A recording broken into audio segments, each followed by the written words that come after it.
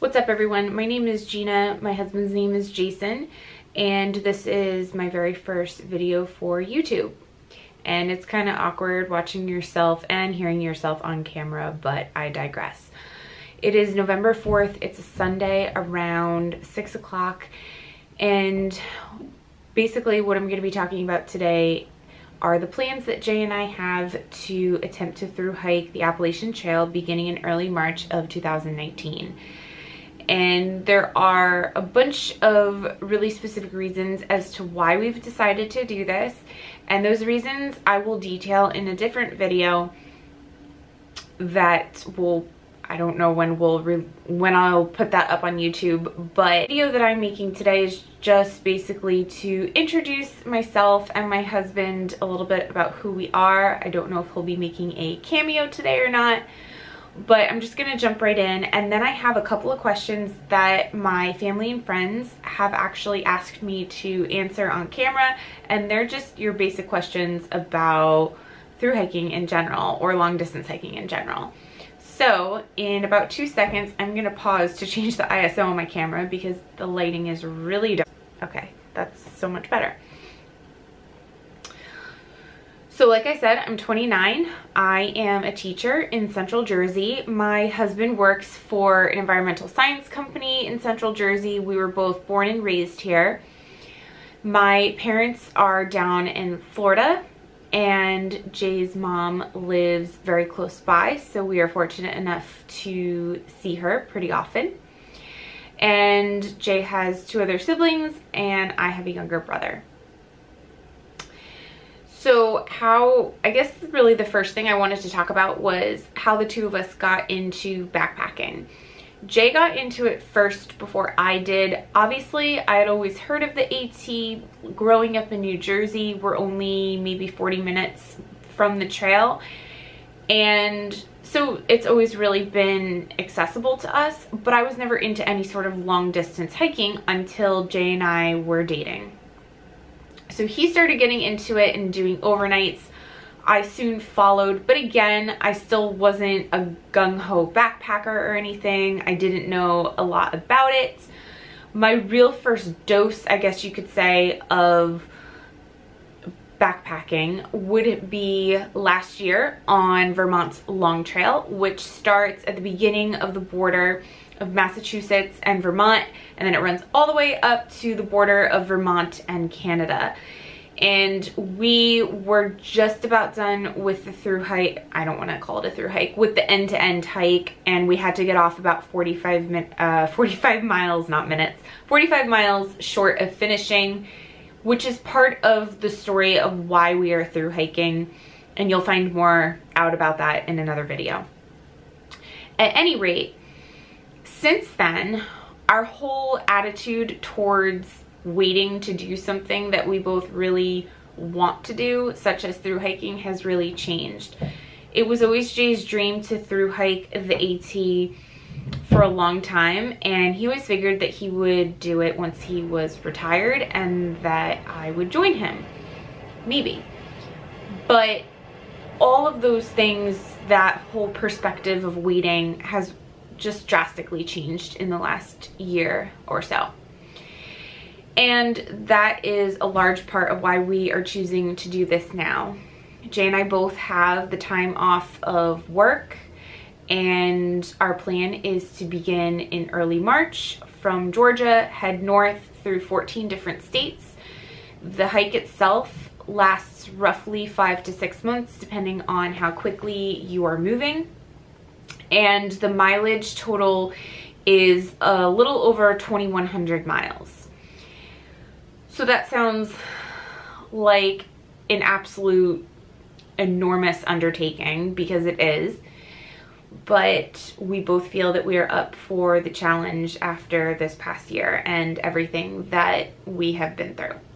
With that being said, I kind of wanted to jump in and talk about some questions, or answer some questions that some of my family and friends had. So I guess I will start out with the first one on my list, and I wrote them down so I wouldn't lose track of anything. So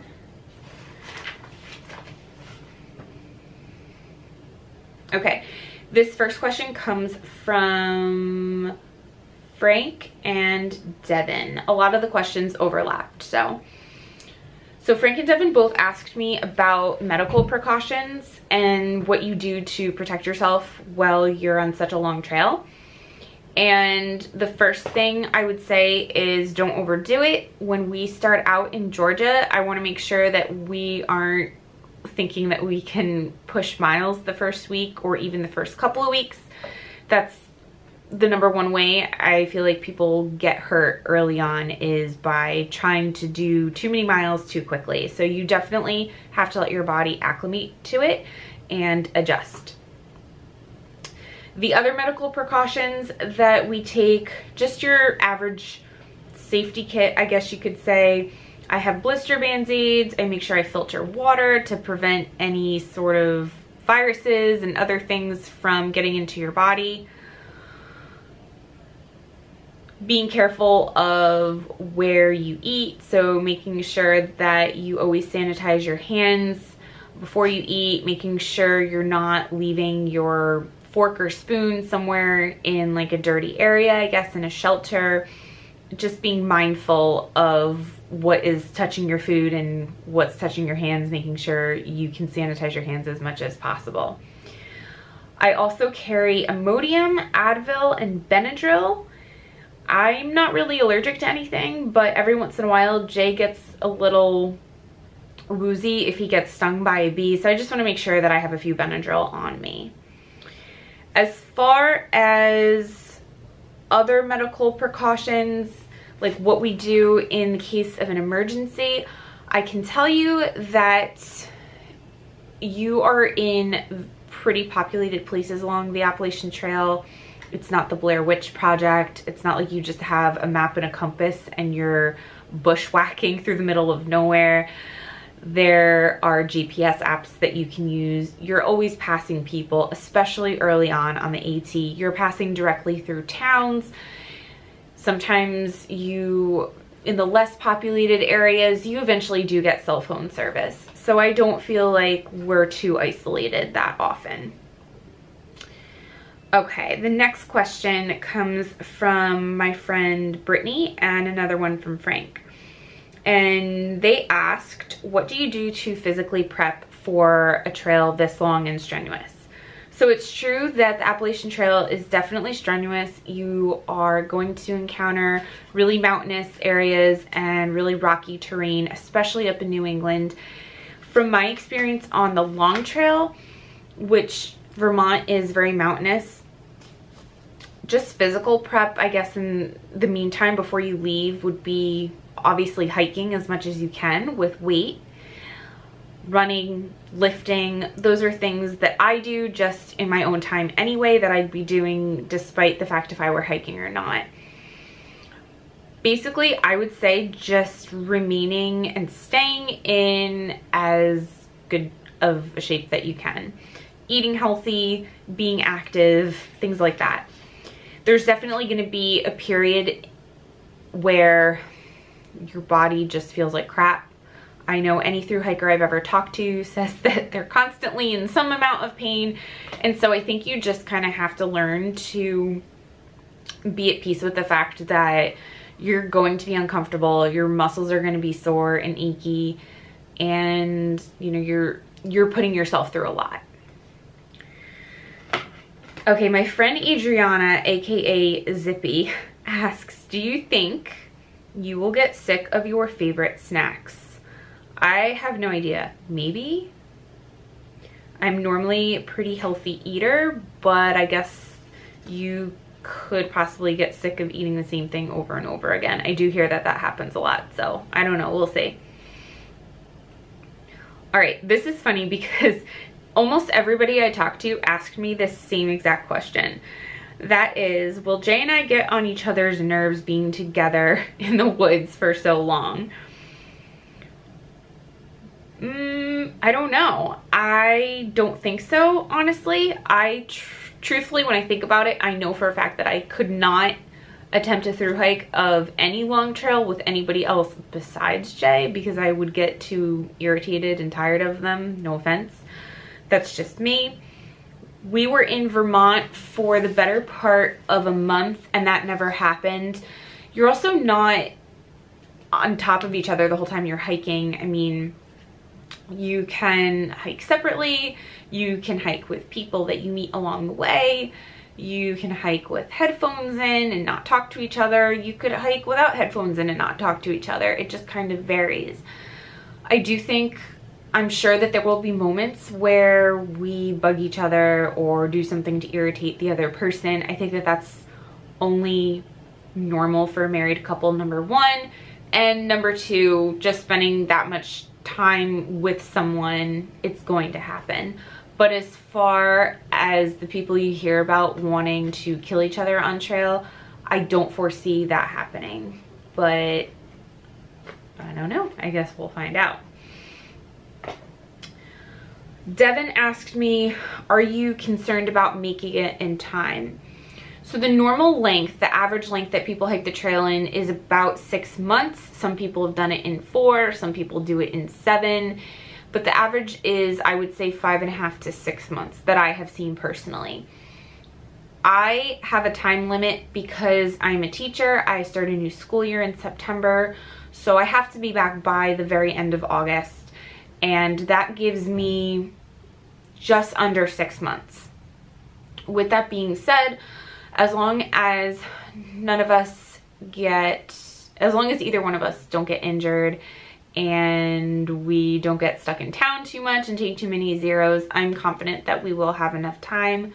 But again, that is why I'm so careful and also concerned about injury, because if there's something that lays me up for 2 weeks or lays Jay up for 2 weeks, that could be an issue.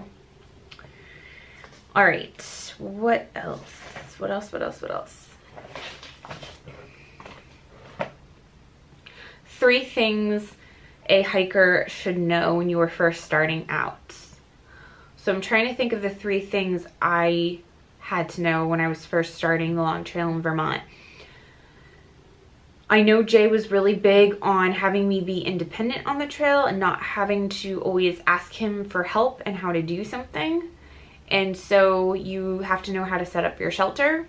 You have to know how to stay dry, especially when it is cold and rainy out, because that's how you get yourself into trouble.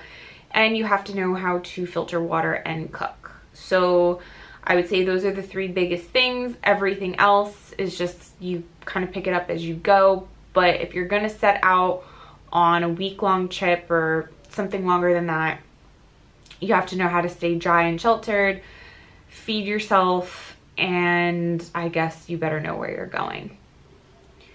What else? Okay, Brittany and Devin asked about food. So this is such a huge topic of thru hiking, because obviously you would never be able to thru hike without eating a crap ton of food. The thru hiker diet is notoriously pretty unhealthy, I would say. And being a pretty healthy eater at home, that is something that I'm giving a lot of thought to, about how I'm going to balance the two. How am I going to get enough calories on trail and also get enough nutrients as well? Typically, you resupply in town every couple of days. Resupply towns are usually, they're right along the trails, so all the stores there usually have a really good selection of what you would call hiker friendly foods, things that are not perishable, things that are not super heavy, and things that are packed full of calories. A lot of hikers enjoy their candy and just not the healthiest food, I would say. For me personally, I know that some of that won't be, I know I won't be able to avoid all of that. And to be honest with you, I'm kind of looking forward to being able to eat some stuff that I normally would not eat at home. With that being said, I'm hoping to ship myself some supply boxes with dehydrated ground beef and dehydrated chicken, just to add to meals as I go. And just trying to do other things, like trying to stick to foods that aren't super sugary. It's hard to do when you're on trail, but that's something that I am working on. when we were on the long trail, I would eat oatmeal and protein powder and peanut butter for breakfast. Snacks were things like nuts, dried fruit, tortillas, peanut butter, tuna for lunch, cheese and crackers. And then dinners were a lot of freeze-dried meals. Jay would cook pasta. I would cook pasta. So you make do. You figure it out as you go. All right. Let's see. I have a couple more questions. What's in my pack? I'm not going to go into detail in that because I just made a whole video of what's in my pack, and it's totally separate and it goes through all that crap. 5 essentials. That's a good one. Okay, 5 essentials. Blister pads for sure. Blisters are the absolute bane of my existence, and I dealt with them on Vermont, and as soon as I got those blister band-aids, they were just life-changing in every way. My earbuds for listening to music on my phone. Obviously, essentials are, you know, things to feed and clothe yourself. But aside from that, I'd say my number one essential, this is going to be so obvious if you know me well, is coffee. I will not be caught in the woods if I cannot make coffee. There's no way. Jay actually joked with me and said that maybe he won't bring stuff to make coffee because he doesn't want to deal with it, and I told him to have fun.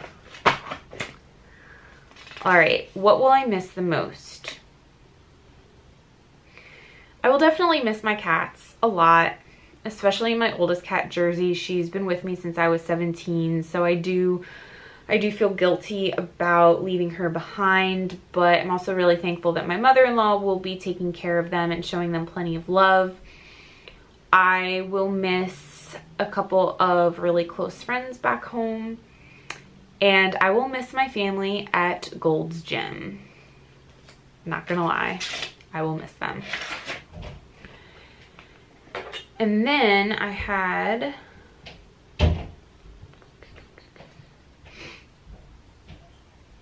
I erased the questions. I had a couple questions from my mom and my friend Bonnie, which actually I think I already answered these in a separate video. So I think what I'll do is I'll edit this and then I will tack that video on. I think it's just a couple of minutes long and it goes through 3 other questions. So, because I deleted my inbox and I don't have them anymore. But that takes care of the questions that my friends have asked so far, and I'll probably do a part 2 to that because I know that there will probably be more. And I hope that I didn't ramble on too long and that this was informative as far as who Jay and I are. And I will also be posting another video soon about a gear dump of everything that I'm bringing with me, a pack review, and I'm also going to be making a video about Lyme's disease. So I think that that will be coming up soon. Ooh, I do remember the one question. The last 2 questions that my friend Timmy asked me. One was, will we carry bear spray? No, because number 1, I'm not going to be encountering any type of grizzly bear on the AT. If I were out on the PCT on the West Coast or the CDT, that's a different story. I am way, way, way more concerned about ticks and Lyme's disease than I would ever be about bears. Not to say that, you know, bears are no issue. I think that we will see bear, but black bears don't really give a crap about humans as long as you're not doing anything to antagonize them. So no to bear spray. The other question that Timmy asked me is if Jay and I will be tripping on mushrooms while we're on the trail. No, I will not be tripping on mushrooms, Timmy, but thank you for thinking of that. And I think those were the only 2 that Timmy asked. So anyway, I hope you enjoyed watching this. And I hope to also introduce Jay to anybody that is watching that has never met him before. So I will talk to you all later.